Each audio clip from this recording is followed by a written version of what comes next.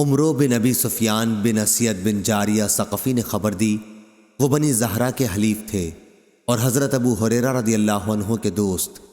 انہوں نے کہا کہ حضرت ابو ہریرہ رضی اللہ عنہ نے بیان کیا کہ رسول اللہ صلی اللہ علیہ وسلم نے 10 صحابہ کی جماعت کفار کی جاسوسی کے لیے بھیجی۔ جماعت کا امیر عاصم بن عمر بن خطاب کے نانا عاصم بن ثابت انصاری رضی اللہ عنہ کو بنایا اور جماعت روانہ ہو گئی۔ جب یہ لوگ مقام ہدا پر پہنچے تو عصفان اور مکہ کے درمیان میں ہے، تو قبیلہ حذیل کی ایک شاخ بنو لحیان کو کسی نے خبر دے دی اور اس قبیلے کے 200 تیر اندازوں کی ایک جماعت ان کی تلاش میں نکلی۔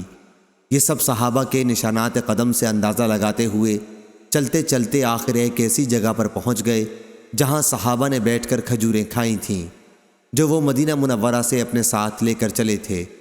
پیچھا کرنے والوں نے کہا کہ یہ گٹھلیاں تو یثرب مدینہ کی کھجوروں کی ہیں، اور پھر قدم کے نشانوں سے اندازہ کرتے ہوئے آگے بڑھنے لگے۔ آخر عاصم رضی اللہ عنہ نے اور ان کے ساتھیوں نے جب انہیں دیکھا تو ان سب نے ایک پہاڑ کی چوٹی پر پناہ لی۔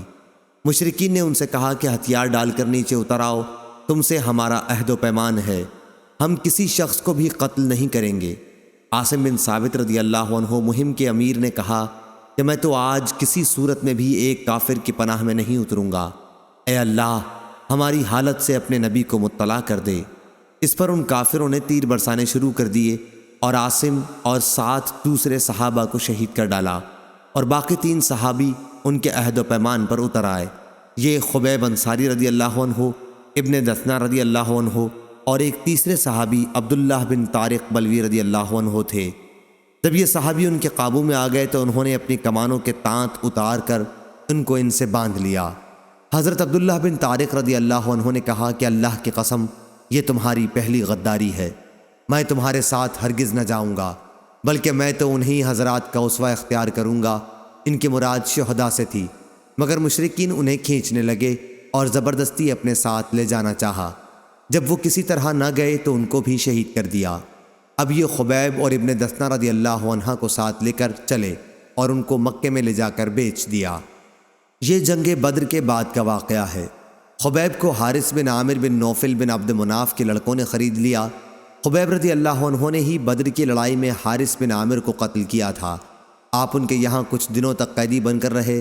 ظاہری نے بیان کیا کہ مجھے عبید اللہ بن عیاض نے خبر دی اور انہیں حارث کی بیٹی زینب نے خبر دی کہ جب ان کو قتل کرنے کے لیے لوگ آئے تو زینب سے انہوں نے موئے زیر ناف موڑنے کے لیے اس طرح مانگا۔ انہوں نے اس طرح دے دیا۔ زینب نے بیان کیا کہ پھر انہوں نے میرے ایک بچے کو اپنے پاس بلایا۔ جب وہ ان کے پاس گیا تو میں غافل تھی۔ زینب نے بیان کیا کہ پھر جب میں نے اپنے بچے کو ان کی ران پر بیٹھا ہوا دیکھا اور اس طرح ان کے ہاتھ میں تھا تو میں اس بری طرح گھبرا گئی کہ خبیب رضی اللہ عنہ بھی میرے چہرے سے سمجھ گئے۔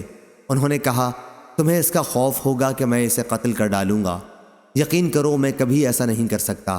اللہ کی قسم کوئی قیدی میں نے خبیب رضی اللہ عنہ سے بہتر کبھی نہیں دیکھا۔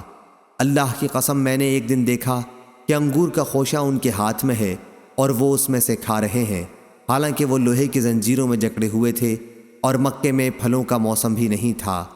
کہا کرتی تھی کہ وہ تو اللہ تعالیٰ کی روزی تھی جو اللہ نے خبیب کو بھیجی تھی۔ جب مشرکین انہیں حرم سے باہر لائے تاکہ حرم کی حدود سے نکل کر انہیں شہید کر دیں تو خبیب رضی اللہ عنہ نے ان سے کہا کہ مجھے صرف 2 رکعت نماز پڑھ لینے دو۔ انہوں نے ان کو اجازت دے دی۔ پھر خبیب نے 2 رکعت نماز پڑھی اور فرمایا اگر تم یہ خیال نہ کرنے لگتے کہ میں قتل سے گھبرا رہا ہوں تو میں ان رکعتوں کو اور لمبا کرتا۔ اے اللہ ان ظالموں سے ایک ایک کو ختم کر دے۔ پھر یہ اشعار پڑھے جبکہ میں مسلمان ہونے کی حالت میں قتل کیا جا رہا ہوں تو مجھے کسی قسم کی بھی پرواہ نہیں ہے، خواہ اللہ کے راستے میں مجھے کسی پہلو پر بھی پچھاڑا جائے۔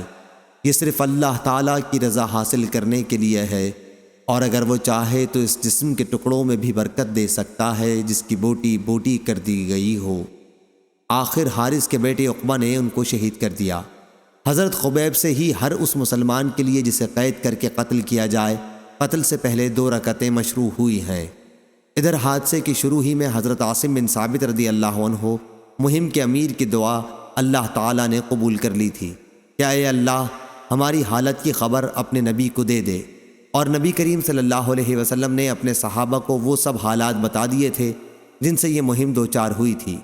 کفار قریش کے کچھ لوگوں کو جب معلوم ہوا کہ حضرت عاصم رضی اللہ عنہ شہید کر دیے گئے ہیں تو انہوں نے ان کی لاش کے لیے اپنے آدمی بھیجے تاکہ ان کے جسم کا کوئی ایسا حصہ کاٹ لائیں جس سے ان کی شناخت ہو سکتی ہو۔ عاصم رضی اللہ عنہ نے بدر کی جنگ میں کفار قریش کے ایک سردار عقبہ بن ابی معیط کو قتل کیا تھا، لیکن اللہ تعالیٰ نے بھیڑوں کا ایک چھتا عاصم رضی اللہ عنہ کی نعش پر قائم کر دیا۔ انہوں نے قریش کے آدمیوں سے عاصم کی لاش کو بچا لیا اور وہ ان کے بدن کا کوئی ٹکڑا نہ کاٹ سکے۔